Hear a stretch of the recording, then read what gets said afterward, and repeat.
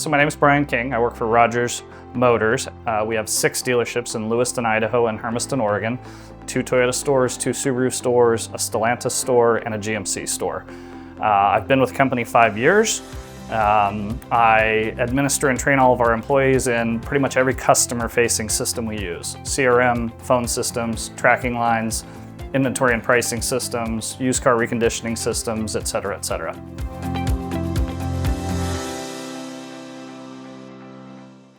We ask our salespeople to refer to Genius as their assistant for 2 reasons. One, it makes our salespeople sound more important to the end customer. Oh, you're so important, you have an assistant. But it also allows us to get more information before we even try to engage that customer with our own staff. So generally speaking, when our leads engage with Genius, they answer some questions, or Genius asks them some questions, the customer answers those questions, and we have more info to be able to more effectively respond to that customer and get them the information that they were looking for from us.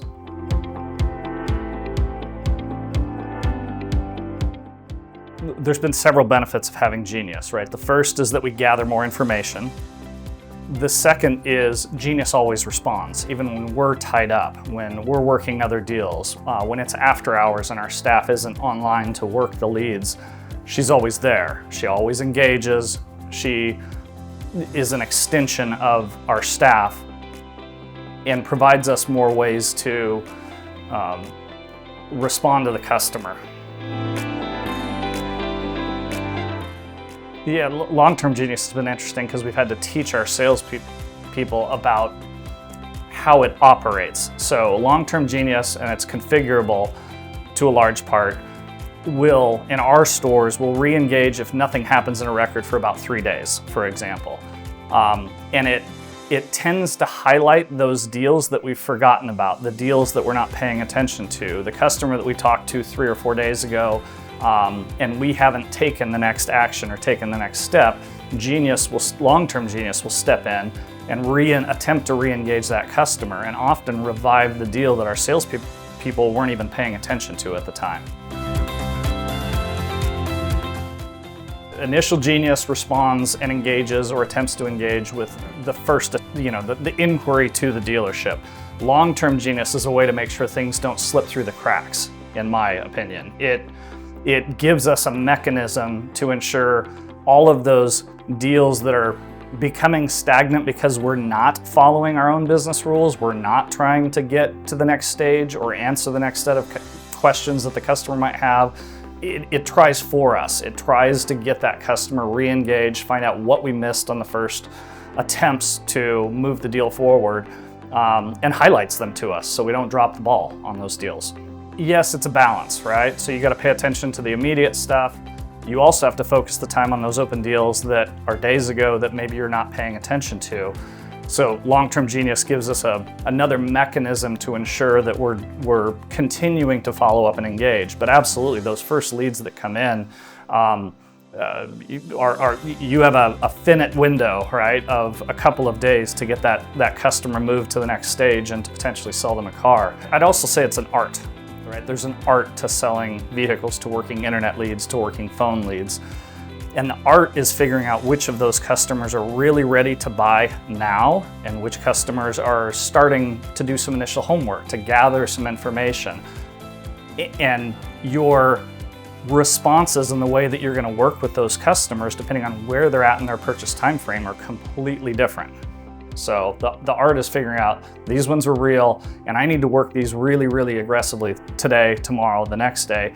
This customer's gathering information and I'm not going to kill the deal because I'm going to continue to provide that information, but I'm going to work those with a different philosophy in mind of how I need to support that customer when they're in a really early stage of the buying process. In long-term Genius just helps you stay diligent with customers? It does. It's, to me it's not a safety check. It's a way to not drop the ball, but it's long-term Genius is just a way to make sure we are focusing on the right customer base that still intends to buy, but maybe on a little different timeline. I think all dealerships have certain reservations with AI. Some use it everywhere and really, really heavily. Some use it very minimally. When we first were coming on board with DriveCentric, I remember all the discussions we were having with our general managers, our sales managers about how do we want to implement this? Because everything was configurable and is configurable around Genius with DriveCentric. Do you want it to only engage during business hours? Do you want it only after hours? Do you want it all the time? And we wrestled with what the right methodology was. In a lot of our discussions with other dealers that had already implemented DriveCentric, they said go all in on it. So we started by going all in with Genius on all internet leads immediately, after hours, during business hours, the whole time, and it proved to be the right decision. There's a training hurdle and an education hurdle with your employees that you have in those first weeks of implementing DriveCentric and Genius, but ultimately it was the right decision to go all in because you don't realize what you're missing until you have it fully enabled in the system.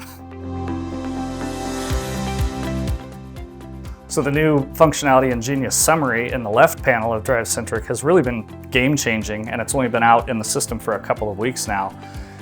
But it summarizes everything that has happened in the record. So we have been describing the importance for years of our employees when they're working a deal to put notes in that are relevant about the customer, unique things we learn about them, unique things about their purchase process, where they're at in that purchasing cycle, and to pin those notes where possible to the top of the record so that every time they open that record, it's right at the top for awareness purposes.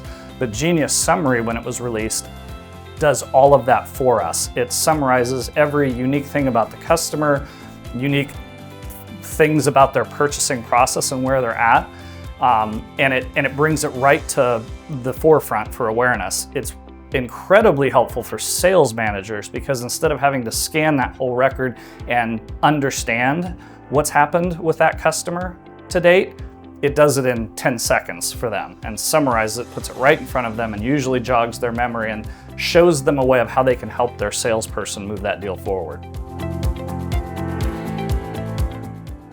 Yeah, so because Genius looks at everything that's happened in the record across all of our departments, so repair orders and inbound and outbound calls and notes that a parts professional may have put in the record, notes that a service advisor may have put in the record, in addition to the notes that the salesperson has put in the record, it really summarizes it nicely for any of our users across any of our departments to understand the history with the customer.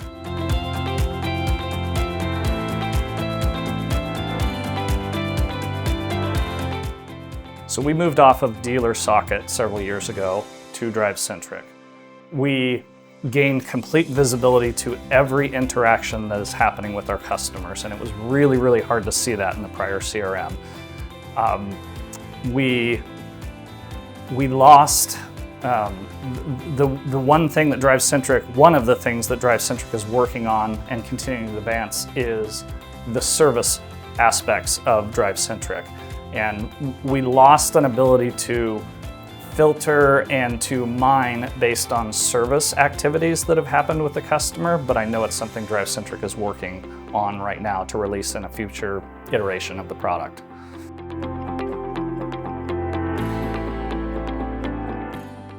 We would never switch back to DealerSocket.